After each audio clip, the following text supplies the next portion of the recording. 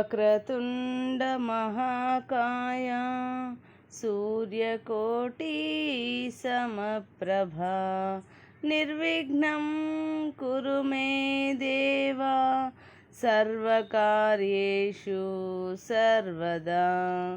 గురుబ్రహ్మా గురుర్విష్ణుః గురుర్దేవో మహేశ్వరః గురుః సాక్షాత్ పరబ్రహ్మ తస్మై శ్రీ గురవే నమః. పరమ పూజ్య శ్రీ ఏకనాథ్ మహారాజ్ దివ్య చరిత్ర. ఓం శ్రీ దత్తాత్రేయాయ నమః. 23వ అధ్యాయం. మహారాజ్ భాగవత ప్రశస్తి. మహారాజ్ వారి శిష్యుడొక సందర్భంలో ఏకనాథుల వారి భాగవత గ్రంథమందలి మొదటి 2 అధ్యాయముల శుద్ధ ప్రతులను మహారాజ్ వారి అనుమతితో పారాయణ చేసి మహదానందమును పొందెను. ఇందలి భావ విశ్లేషణ మరి ఇతర ఏ గ్రంథములోనూ లభించదని ప్రస్తుతించెను. ఏకనాథుల రచనాశ్రవంతి సహజ మాధుర్యంతో కూడినది. కట్టెదుట భగవానుని నిలుపగల సామర్థ్యమును కలిగి ఉన్నదని ప్రసిద్ధి చెందినది. ఈ ప్రఖ్యాతి తెప్పించేటందుకే కృష్ణ పరమాత్మ ఈ మహత్తరమైన లీల చేశాడు. ఆ పారాయణ చేసిన శిష్యుడిని ఒక ఉపకరణంగా ఉపయోగించుకున్నాడు. మహారాజు వారిని ఒప్పించి తను పారాయణ చేసిన ఆ 2 అధ్యాయములను తనతో కాశీకి తీసుకొని వెళ్ళాడు. మహారాజ్ దయామయులు. వారికి ధనముతో పని లేనట్లే కీర్తితో కూడా పని లేదు. అందుకే గ్రంథం పరిపూర్తి కాకపోయినా అతనికి అనుమతి ప్రసాదించేశారు. ఆ భక్తుడు భాగవతమును కాశీలోని మణికర్ణికా ఘట్టమునందు శుచి అయి పారాయణ చేయుచుండెను. యాత్రికులు కొందరు చుట్టూ కూర్చుండి వినుచుండేవారు. ఈ విధమైన సరళ భాషలో భగవల్లీలలను ఇంతకు ముందు ఎవరూ రచన చేసి ఉండలేదు.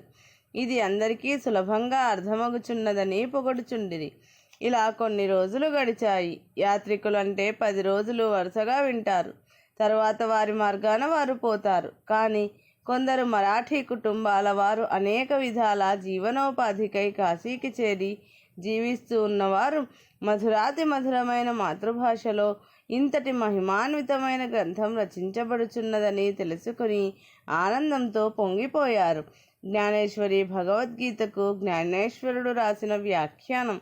అదే మరాఠీలో మహత్తర జ్ఞాన ప్రబోధినిగా ప్రఖ్యాతిగాంచి ఉన్నది. ఇప్పుడు ఇది ఇంకా సులభంగా అందరినీ భగవంతుని సన్నిధానానికి అనుసంధానం చేస్తున్నదని పరమానంద భరితులై ఎవరికి వారు శుద్ధప్రతులు రాసుకొనుటకై సిద్ధపడినారు. మణికర్ణికా ఘట్టంలో భాగవత పారాయణ మరాఠీ భాషలో జరుగుతున్నదని పట్టణమంతా తెలిసింది. కాశీ క్షేత్రమంతా సంస్కృత పండితులు, వేదాంగ పారంగతులు, అనేక గురుకులాలు నిర్వహిస్తూ ఉండే దేవభూమిగా ప్రఖ్యాతిగాంచిన క్షేత్రం. ఆ క్షేత్రంలో కాలు పెట్టగానే సర్వపాపములు పటాపంచలవుతాయని మహాత్ములు తెలిపినారు. కాశీ క్షేత్రంలోనే గంగా తీరంలో పరీక్షన్ మహారాజుకు శుక మహాముని భాగవతాన్ని వినిపించి విదేహునిగా రూపొందించారు. అటువంటి చోట ఏకనాథుని శిష్యుడొకడు మరాఠీ భాషలో భాగవతం వినిపిస్తున్నారనే వార్త అందరికీ తెలిసింది.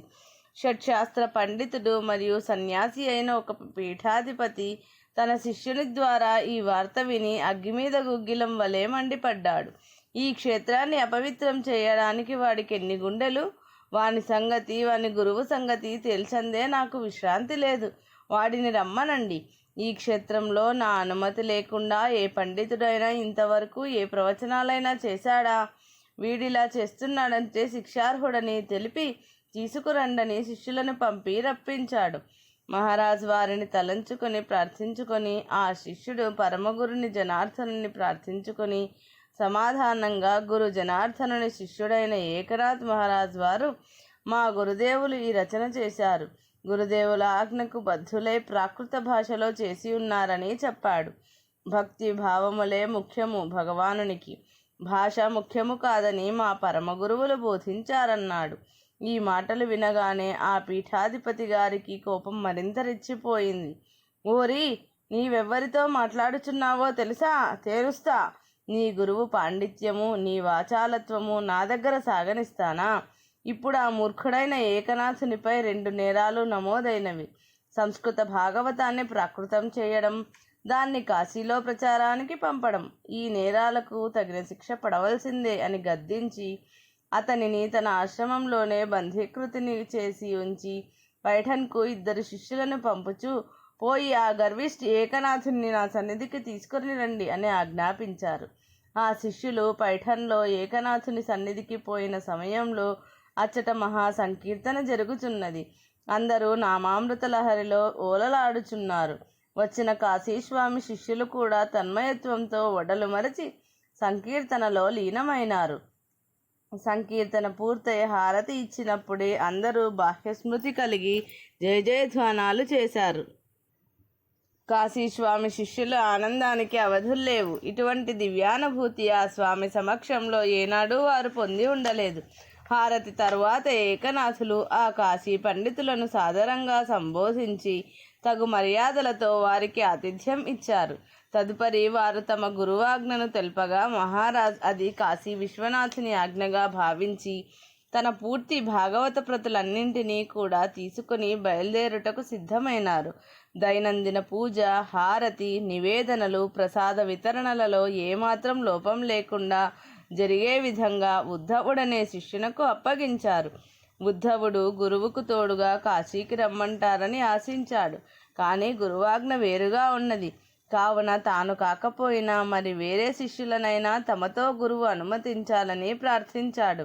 దానికి ఏకనాథులు, నేను ఒంటరిని కాదు కదా, పరమాత్మయే నాలో ఉండగా ఆయన తోడు కన్నా వేరే తోడు కావాలా అని నవ్వారు. ఎంతో బ్రతిమాలి 2 శిష్యులను సేవలకై వెంట పంపాడు ఉద్ధవు. వాళ్ళు తమ అదృష్టానికి పొంగిపోయారు. అందరూ కలిసి కాశీకి ప్రయాణమైనారు. ఈ సంగతి పైఠన్ నగరవాసులకు తెలిసింది. వారి కోరిక ఏకనాథుడు అవమానించబడమే కదా, అది ఎంతో ఆనందదాయకంగా కాశీలో జరుగుతున్నది. మనం కూడా ప్రయాణమైపోతే విశ్వేశ్వరుని దర్శనం, గంగా స్నానం, చిరకాల వాంఛ అయిన ఈ భక్తునికి అవమానం అన్నీ దర్శించుకోవచ్చునని తోచింది. గబగబలాడుచూ 10 మంది ఏకనాథుణ్ణి అనుసరించారు. అందరూ కాశీకి చేరుకుని గంగా స్నానాలు చేశారు. విశ్వనాథుణ్ణి దర్శించుకున్నారు. ఏకనాథులు ఒక ధర్మశాలలో బస చేశారు. తన నిత్య కార్యక్రమంలో భాగంగా భాగవత పారాయణ చేస్తుంటే చుట్టూ అందరూ చేరి వింటున్నారు. పిలిపించిన పీఠాధిపతి గారి శిష్యులు 300 మంది ఆ సమయానికి అక్కడికి వచ్చి భాగవత శ్రవణం చేశారు. అపరిమిత ఆనందంతో, హే భగవాన్, ఇంతటి మహాత్ముడినా మేము అవమానించాలని తహతహలాడినది. ఎంతటి ఘోరాపరాధం! క్షమించాలి మహాత్మా, తాము క్షమించామంటే కానీ భగవంతుడు మమ్ము క్షమించడని సాగిలపడ్డారు. హే బ్రాహ్మణులారా, ఇదంతా దైవలీల, ఆయన లీలలు అపారం, మీరేలా విచారిస్తారు అని వారిని వారించారు. శాస్త్ర పాండిత్యంతో చెప్పబడిన వేదాంతం కాదు ఏ ఏకనాథుని రచన. ఇది గురువు అనుగ్రహంను సంపూర్ణముగా రంగరించుకొని భక్తి భావాలతో వేదాంతాన్ని మేళవించి పంచబడిన ఆత్మజ్ఞానం. సరాసరి ప్రతివారి హృదయాంతరాళమునే తాకుతుందని ఎవరికి వారే ప్రశంసిస్తూ వెళ్ళారు. వారి ముఖమండలంలో దీపించుచున్న దివ్యకాంతి ప్రసారం వారి హృదయంలో వెలిగే దివ్యజ్యోతి యొక్క తేజస్సేనని స్పష్టంగా వారికి అర్థమైంది. మహారాజు రాసిన భాగవతం 2వ అధ్యాయంలో ఈ విషయాన్ని స్పష్టం చేసి ఉన్నారు కూడా.